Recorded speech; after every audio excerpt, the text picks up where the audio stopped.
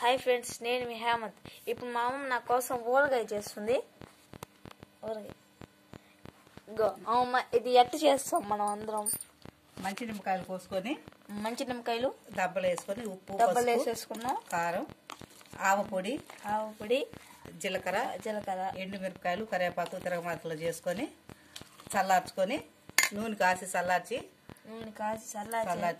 దీంట్లో మనకు కావాల్సినంత నూనె పోసుకొని కలుపుకొని నూనె పోస్తా ఉంది. ఇప్పుడు మనకి ఒక జాడీకి తీసి పెట్టుకున్నామంటే జాడీకి తీసుకోవడం కాదమ్మా. ఇప్పుడు నూనె ఎంత కాసుకోవాలి? కాసి చల్లార్చి పెట్టుకున్నారా ఎట్లా? పావు కేజీ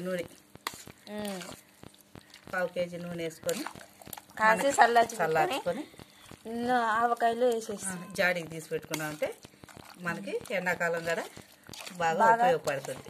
ఉప్పు కూడా ఉప్పు సరిపోయిందా లేదని మనకి టేస్ట్ చేసి చూస్తే సరిపడుతుంది. మా హేమంత్ టేస్ట్ చేసే దాంట్లో సూపరు. చూడండి, చూసారా ఎట్ట వచ్చింది ఊరికే? సూపర్. మీరు కూడా ట్రై చేసి కామెంట్స్లో పెట్టండి. ఊరగాయ చూస్తుండే నోరు ఊరిపోతుంది కదా.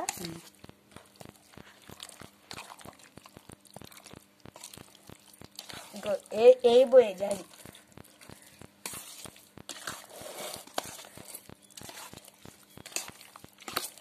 అది ఎంతసేపు అని కలపాలట? ఈ పొడులన్నీ కలిసేదాకా, నిమ్మకాయ దబ్బల్లో పొడులన్నీ కలిసేదాకా కలుపుకునేది. చూడండి, మనం టేస్ట్ చూడబోతున్నాం. కొంచెం వేయమ్మా.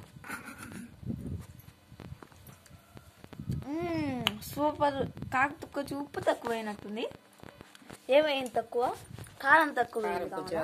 కారం కొంచెం వేసి ఏంది అంత కారం వేస్తున్నావు అమ్మా? కారం పడితే మరి నిమ్మకాయ పులుసుల్లా దాని దెబ్బ కారం పడుతుంది. నిమ్మ పులుపు కదా, అందుకని కారం సరిపోతుంది. ఇప్పుడు నూనె పోస్తుంది, ఆయిల్ పోసి కలిపేసుకొని జాడీకి ఇప్పుడు మిక్స్ చేస్తుంది మా అమ్మ. చూడండి, చూసారా? పైన నిదానంగా నూనె అంతా కలిసేలా చేస్తుంది. కింద నుంచి బాగా అంతే. చూసారా ఎంత బాగా కలుపుతుంది మా అమ్మ. ఎక్స్పీరియన్స్ అండి, చాలా ఎక్స్పీరియన్స్. ఇప్పుడు కారం మనం వేసాం కదా, అది బాగా మిక్స్ చేసాము. ఇప్పుడు చూడండి, ఇప్పుడు కారం మనకు సరిపోలేదు, ఇంకొంచెం వేస్తుంది.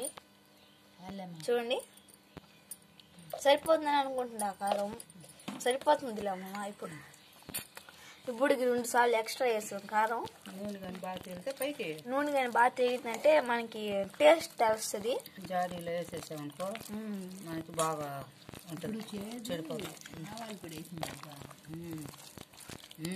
మెంతిపొడి, ఆవపొడి, మెంతిపొడి వేయడం వల్ల చేదు తగులుతుంటాం కదా. అది అట్లాగే ఉంటుంది. ఫస్ట్ కలిపినప్పుడు అది ఊరాలి కదా, ఊరిన తర్వాత ఊరితే బాగా టేస్ట్ వస్తుంది.